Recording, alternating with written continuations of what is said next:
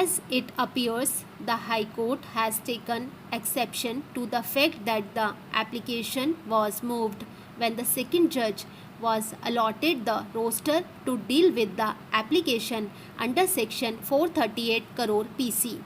To appreciate the analysis made by the High Court, we have bestowed our anxious consideration and perused the order impugned. As far as the distinction drawn by the High Court passed in a perverse manner, excluding the relevant matters and considering the extraneous matters which deserves to be lancinated in exercise of supervisory jurisdiction to nullify the same, and the other which is fundamentally and absolutely situation based for cancelling the order of bail because of violation of the terms and conditions of the order granting bail and other supervising circumstances. However, the said situation or circumstances does not arise in the case at hand. In that context, this court held that long-standing convention and judicial discipline requires bail application to be placed before the learned judge who had passed earlier orders. On a perusal of the aforesaid authorities, it is clear to us that the learned judge who has declined to entertain the prayer for grant of bail, if available, should hear the second bail application or the successive bail applications. It is in consonance with the principle of judicial decorum, discipline, and propriety. Needless to say, unless such principle is adhered to, there is enormous possibility of forum shopping which has no sanction in law and heard against the orders passed by the division bench of the Punjab and Haryana High Court at Chandigarh. The appellants in special leave petition of 2012 are the Chandigarh Administration and the Government Medical College and Hospital, Chandigarh.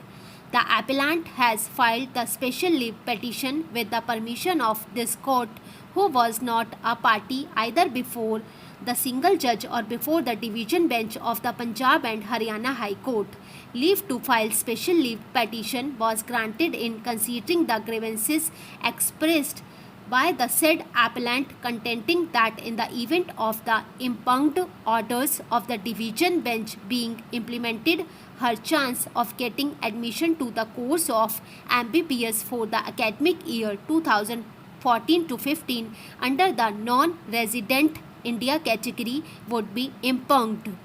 The present impugned orders of the division bench can to be passed. This appeal was made at the instance of the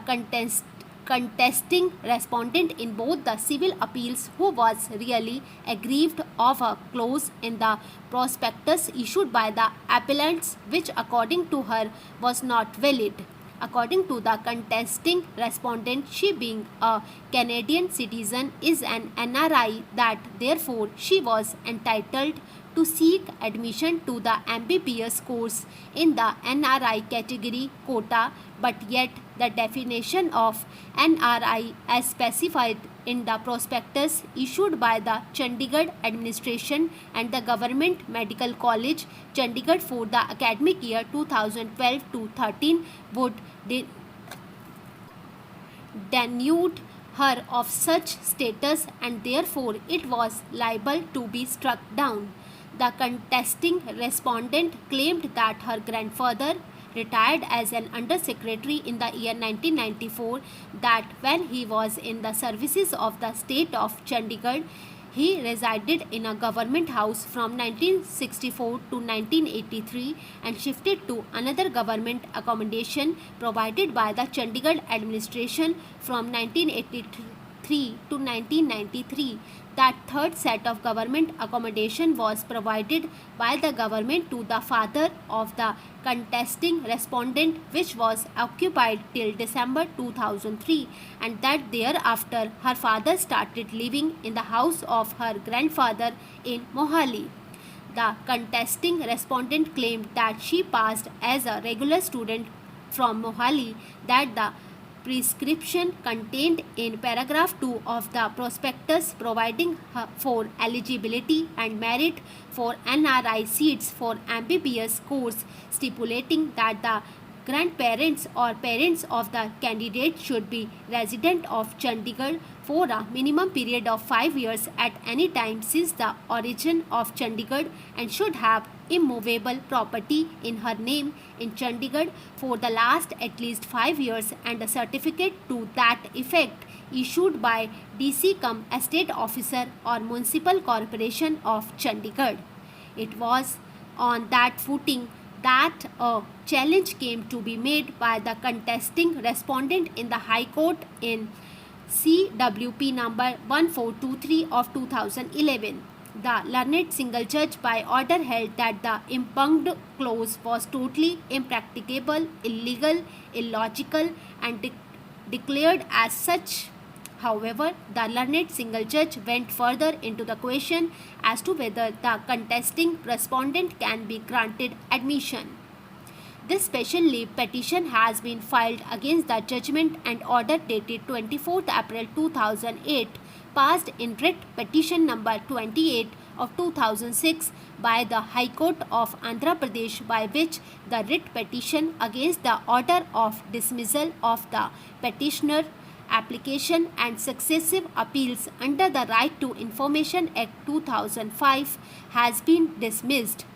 In the said petition, the direction was sought by the petitioner to the respondent number 1 to provide information and asked by him by his application dated 15th November 2004 from the respondent number 4, a judicial officer, as for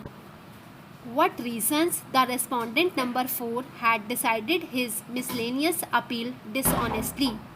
The facts and circumstances giving rise to this case are that the petitioner claimed to be in exclusive possession of the land in respect of which civil suit number 810 of 2000 was filed before additional civil judge Ranga district, praying for perpetual injunction by Dr. Rao against the petitioner and another from entering into the suit land.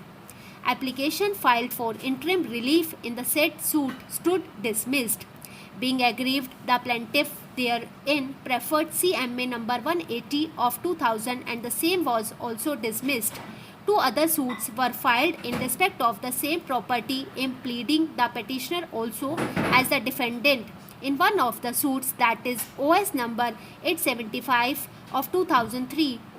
the trial court granted temporary injunction against the petitioner. Being aggrieved, petitioner preferred the CMA number 64 of 2003, which was dismissed by the appellate court, respondent number 4, by order dated 10th August 2004.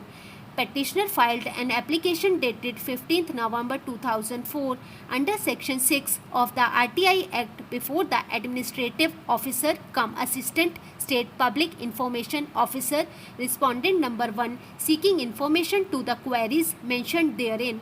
The said application was rejected by order dated 23rd November 2004 and an appeal against the said order was also dismissed by order dated 20th January 2005. Second appeal against the said order was also dismissed by the Andhra Pradesh State Information Commission wide order. The petitioner challenged the said order before the High Court, seeking a direction to the respondent number 1 to furnish the required information immediately. The appellant was convicted by the trial court under Section 306 IPC on the allegation that his farm labor decreased committed suicide because of the harassment meted out to him by the appellant. The prosecution case was that the appellant 2 days prior to the incident leveled an allegation of theft of ornaments against the deceased that the appellant had also demanded from the deceased rupees 7,000, which was given to him as advance at the time when the kept in employment. The conviction was affirmed by the High Court. In the instant appeal filed by the accused, it was contended for the appellant that the conviction of the appellant was unsustainable as no ingredients of offence punishable under Section 306 IPC were made out. Abetment involved a mental process of instigating a person or intentionally aiding a person in doing of a thing without a positive act on the part of the accused.